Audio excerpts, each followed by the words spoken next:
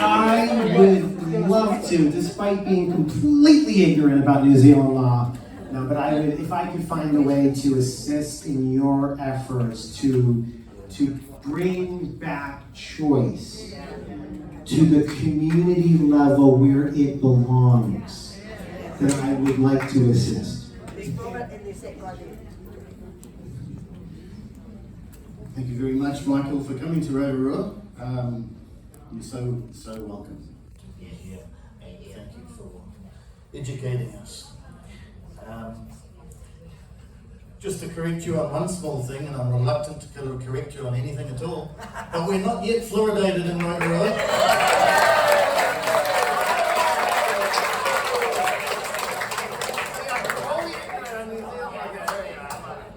And furthermore, Rotorua last year was awarded the best tasting drinking water in the country.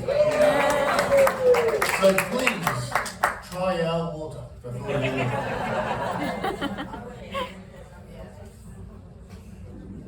I want to thank Mary for inviting you to attend our council today in what would have been a workshop which would have allowed our mayor and our staff and our elected members, our councillors, to hear the message that you gave tonight.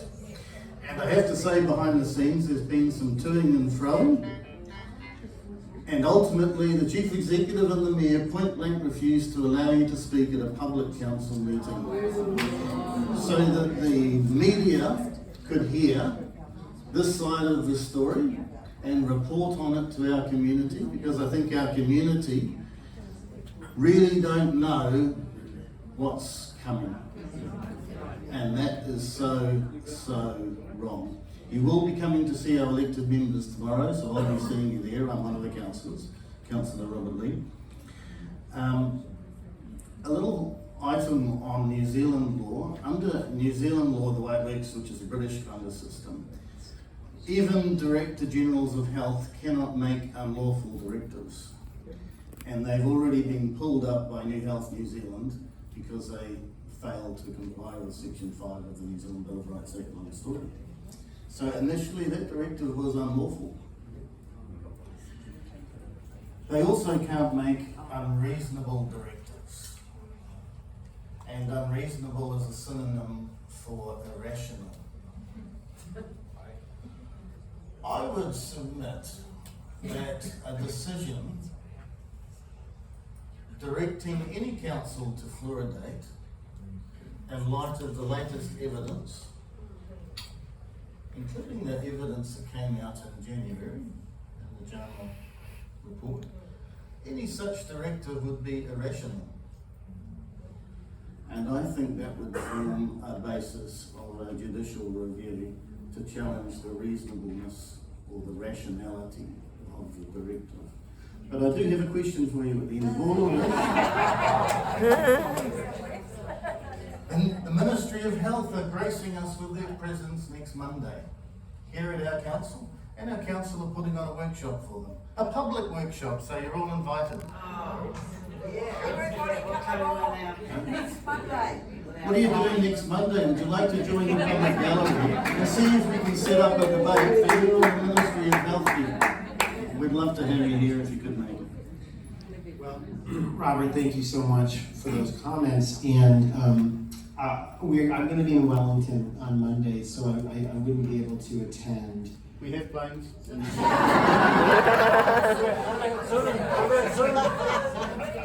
Thank you, Zoom.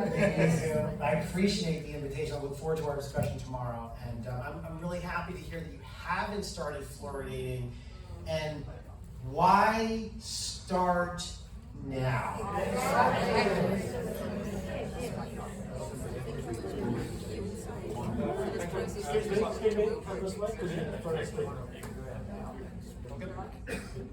Probably shout better anyway.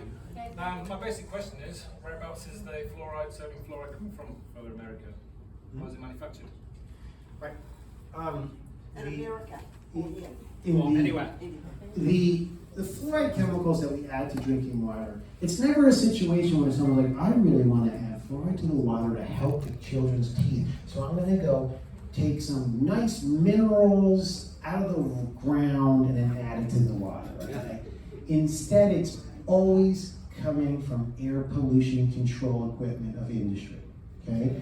And in the United States, it's primarily the phosphate fertilizer industry, which has had a historic problem with fluoride pollution. And so they have these wet scrubbers that trap the fluoride gases, and they barrel that up. It's most of the chemical that we add to water for fluoridation is called hydrofluorosilicic acid.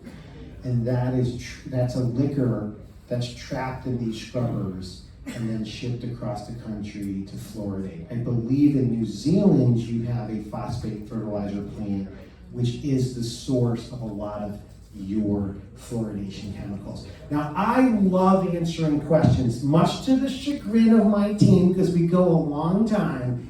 So here's what I think we should do, since it is kind of warm in here, and I know it's getting late, and so folks need to go home. I'll go out back, and if folks want to ask some questions, I'll be back, and I can answer. Thank you. I'm remiss in not saying that there's a great book here published by Fluoride Free New Zealand, who has a lot of good information, including information specific to New Zealand, lots of good pictures, images.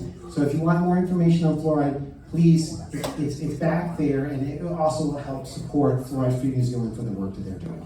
Cool.